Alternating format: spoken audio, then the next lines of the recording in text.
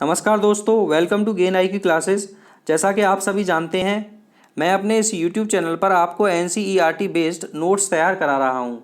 आज हम डिस्कस करेंगे ताज का शासन, क्योंकि इससे पहले कंपनी का शासन हम डिस्कस कर चुके हैं। देखिए, वैसे तो सभी जो अधिनियम थे वो 20 वर्ष के डिफरेंस पर आ रहे थे, लेकिन ऐसा क्या होता है कि ये अधिनियम बीच में ही आता है। उसका रीज़न होता है 1857 का विद्रोह। और इस अधिनियम को ला करके कहीं ना कहीं ब्रिटिश सरकार का ये उद्देश्य होता है कि ये जो विद्रोह हुआ था, इस प्रकार का विद्रोह फिर से ना हो। इस अधिनियम के बारे में कहा जाता है कि ये भारतीय शासन को अच्छा बनाने वाला अधिनियम था। दूसरा, इसके उद्देश्य की बात की जाती है तो इसका उद्देश्य प्रशासनिक ढांचे में सुधार करना था। जिस समय यह अधिनियम आता है उस समय ब्रिटिश के पीएम होते हैं पाल्मर स्टोन। अब ये अधिनियम किस प्रकार से प्रशासनिक ढांचे में चेंज करेगा, देखिए, जो भारत का गवर्नर जनरल था उसको भारत का वायसराय बना दिया जाता है, यानी केवल पदनाम बदल दिया जाता है, और वो भारत का वायसराय ब्रिटिश ताज का प्रत्यक्ष प्रतिनिधि होता है। यहाँ आप एक ये चीज़ जान लीजिए कि देखिए, जब ये अधिनियम आया उस समय भारत के अंतिम गवर्नर जनरल कहे जाएंगे लॉर्ड कैनिंग।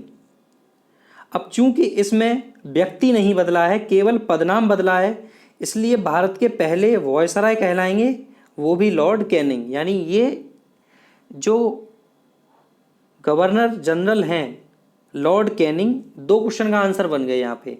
पहला तो भारत के अंतिम गवर्नर जनरल लॉर्ड कैनिंग, और भारत के पहले वॉयसराय वो भी लॉर्ड कैनिंग। आगे देखिए क्या होता है। इस अधिनियम में यह प्रावधान किया जाता है कि भारतीय शासन महारानी विक्टोरिया के अधीन चला जाता है। आगे देखो, एक नए पद का सृजन किया जाता है, भारत मंत्री या फिर भारत सचिव, या फिर इसी को बोलते थे राज्य सचिव। इसका सृजन कैसे किया जाता है? जो पहले से चले आ रहे दो कामों को बर्खास्त किया जाता है। देखिए कौन से बोर्ड ऑफ कंट्रोल और निदेशक मंडल, जो कि पिट्स इंडिया एक्ट के तहत बनाए गए थे, इन दोनों को समाप्त कर दिया जाता है। यानी इस प्रकार से द्वैध शासन व्यवस्था भी समाप्त हो जाती है।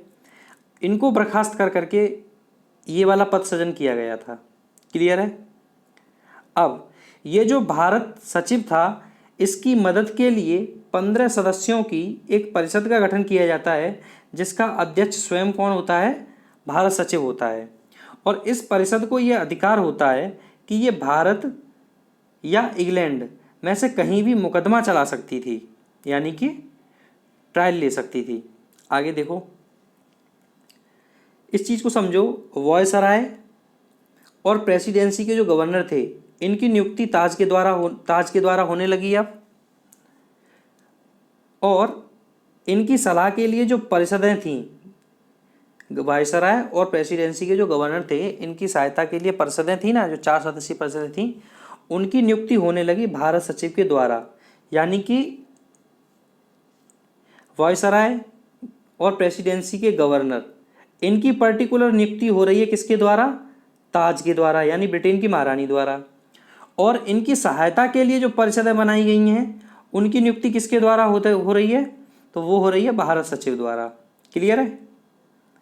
अगला पॉइंट देखिए, इस अधिनियम के तहत ईस्ट इंडिया कंपनी को समाप्त कर दिया जाता है। यानी अब ईस्ट इंडिया कंपनी का रोल खत्म और पूरी तरह से नियंत्रण अब पहुंच गया किसमें? सीधे ब्रिटेन की महारानी और ब्रिटिश सरकार के हाथों में। आगे देखिए, ये वो प्रशासनिक ढांचा मैंने फ्रेम में बना दिया है, जिससे आप समझ सकें कौन किसको रिपोर्ट कर रहा था, या फिर उस समय कौन किससे ज़्यादा पद में बड़ा था। देखिए, 3 प्रेसिडेंसियाँ, बॉम्बे, मद्रास, बंगाल, इनके तीनों के गवर्नर, इनकी ये रिपोर्ट किसको करेगा? भारत के वायसराय को। और भारत का वायसराय रिपोर्ट करेगा भारत सचिव को। भारत सचिव रिपोर्ट करेगा ब्रिटिश सरकार को। ब्रिटिश सरकार रिपोर्ट करेगी ब्रिटिश संसद को। और ब्रिटिश संसद रिपोर्ट करेगी किसको? ब्रिटिश ताज को। तो ये फ्रेम उम्मीद करता हूँ बिल्कुल क्लियर हो गया होगा आपके दिमाग में। आशा करता हूँ आज का डिस्कशन आपको पसंद आया होगा। अगले डिस्कशन को हम 3 टॉपिकों में डिवाइड करके करेंगे और उन तीनों टॉपिकों को एक ही वीडियो में कवर करेंगे।